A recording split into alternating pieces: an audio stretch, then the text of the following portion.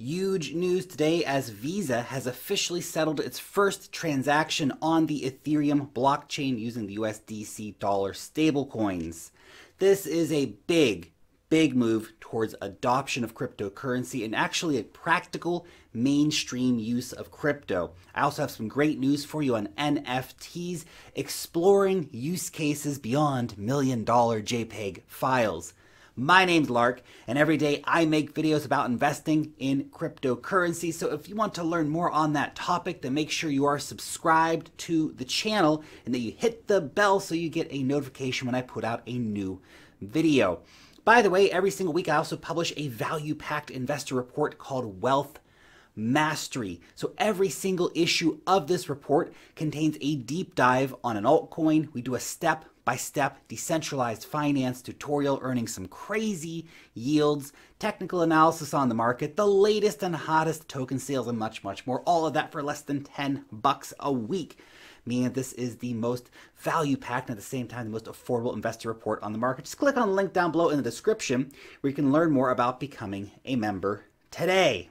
Okay, so let's get straight into this big news of the day, which is about Visa and Ethereum.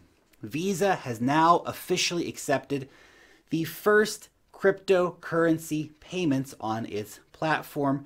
Now it's interesting, Crypto.com was actually the company which sent the first payment using USDC via Visa's platform.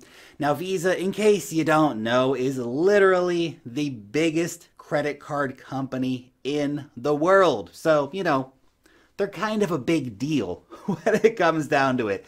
It's going to be really curious for me to see if they actually end up using Ethereum directly on the layer 1 chain, or if they actually end up building their own or integrating one of the many Ethereum layer 2 scaling solutions for payments when the main platform actually rolls out to its partners later this year. Since obviously Ethereum's on-chain fees can be prohibitively high depending on how Visa's planning on using this. You know, the social media giant Reddit, they're actually doing their own layer 2 scaling solution, right? So using Ethereum but developing a layer 2 solution for Visa could be the route they go. But that being said, Visa can always just batch transactions as well to keep the fees super low, so that's an option for them too. But anyway, this story is very big because it's a clear sign that the old financial infrastructure, it's starting to be replaced by a new one. You can almost start to see how it's going. Payments, right?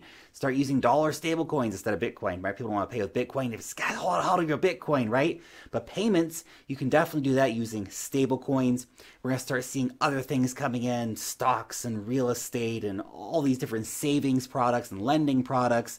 It is incredible what's being built, and to see major payment providers like Visa using this, it is massive. Also worth pointing out here is that Visa did not choose to build their payment solutions here with any of the many Ethereum killers. They chose Ethereum directly in spite of its, many areas of needing improvement.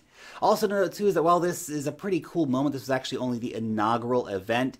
The main product is not actually going to go live until later this year. So, we're going to have to wait for a real effect for us coming through. But, Visa will have to buy Ethereum to be using Ethereum, which is pretty damn cool. Anyway, the Visa story, it's super cool. Just the entire legacy financial system slowly but surely being replaced by more efficient, decentralized systems. Now, for the rest of the video, I want to talk about NFTs. And I know a lot of people are still stuck on that. I can't believe a JPEG file can sell for $1 million. I know, the NFT mania is getting a bit crazy, but that kind of is the early phase of understanding about this technology, right? Digital art, right? It's an easy concept for a lot of people to get. Even some people are still like, I'll just copy and paste that. But the use case for NFTs goes way beyond that. And this is an interesting one. Mark Cuban, the owner of the Dallas Mavericks, is actually planning on issuing tickets for sporting events as NFTs. This is, of course, the evolution of NFT technology. It's not just about digital art. And while JPEG art is cool, that's just the tip of the iceberg when it comes to the potential for the technology. Tickets, that's just one thing. We can do gaming items, in-game items. We can do things like invoices for enterprises, real estate, and loads of other things as potential use cases for this technology.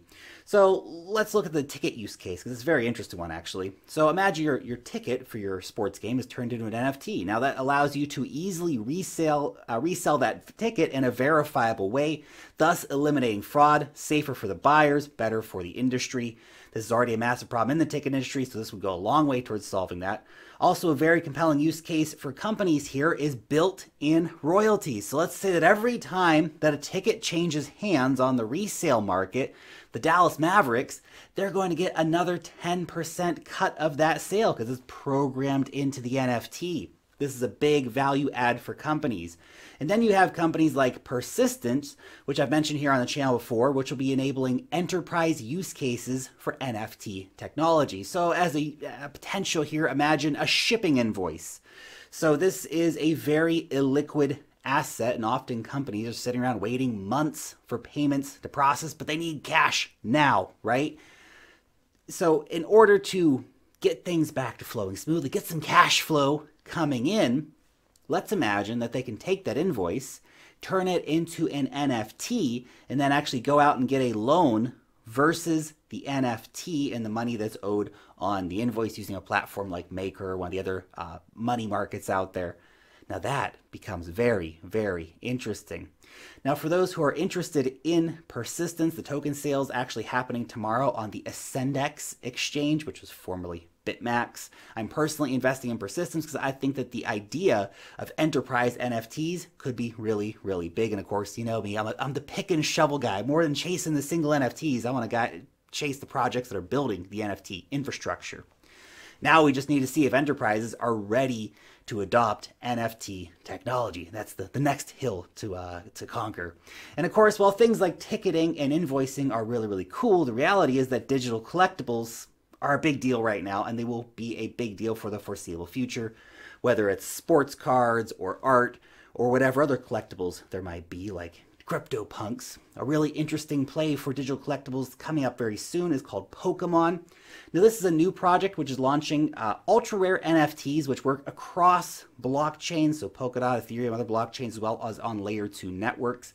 Staking the tokens or the NFTs can actually give you rewards in the network as well. Now digital collectibles, already huge.